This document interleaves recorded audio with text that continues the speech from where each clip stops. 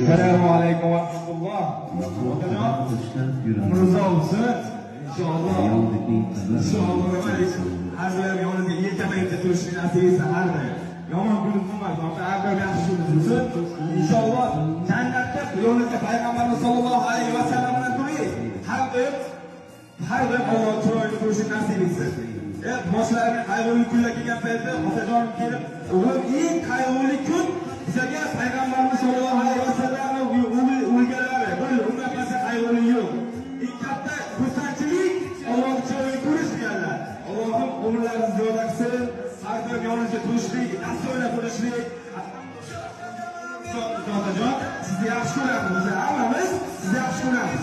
Sizni Allohim umrlaringizni uzoq qilib, Allohim kichkinagina va bolalarning kichkinagina savollarini inshaalloh mana bu sabab